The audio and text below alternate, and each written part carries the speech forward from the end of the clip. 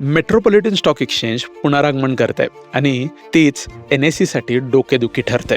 आता metropolitan stock exchange हा काही नवीन एक्सचेंज नाही आहे.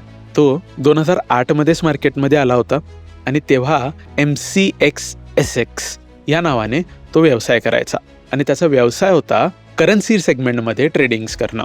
आणि त्यावेळेला ह्या मार्केटमध्ये एकच किंग होता, नॅशनल स्टॉक एक्सचेंज. आता हे नवीन आलेलं चॅलेंज परतवून लावण्यासाठी NSEनं एक आयडिया लावली.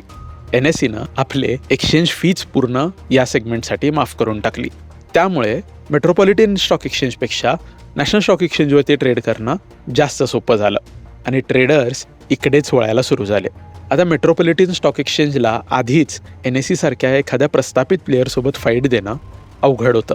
त्यात या फ्रीच्या गोळीनंतर तर ते आणखीन अवघड झालं. बदल्यात मेट्रोपॉलिटन स्टॉक एक्सचेंजनं कॉम्पिटिशन कमिशन ऑफ इंडियाकडं धाव घेतली आणि तिथे तक्रार नोंदवली की NSE जे करत आहे हे बेकायदेशीर आहे आणि हा आमचा व्यवसाय पूर्णतः बंद करण्याच्या उद्देशानंच केलेली मूव्ह आहे. CCIलाही MSEचं हे म्हणणं पटलं.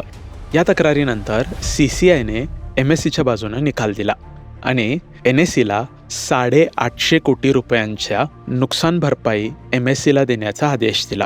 आता कॉम्पिटिशन कमिशनच्या ह्या निर्णयाला NSEने कोर्टात चॅलेंज केलं आणि ह्या दोघांमध्ये लिगल बॅटल्स आत्तापर्यंत चालू होते. आता प्रश्न कसा येतो तर इथे MSEला पुनरागमन करण्यासाठी पैशांची गरज आहे आणि NSEला आपला IPO आणायचा आहे आणि IPO आणत असताना पेपर्समध्ये तुम्हाला चालू असलेल्या खटले आणि त्यातून किती रुपयांची लायबिलिटी जनरेट होऊ शकते हे क्लिअरली सांगणं गरजेचं असतं. अशा वेळेला NSEला IPO काढत असताना 850 कोटी रुपयांची टांगती तलवार आपल्या डोक्यावरती नको आहे आणि म्हणूनच तो सेटलमेंटचा प्रयत्न करत आहे.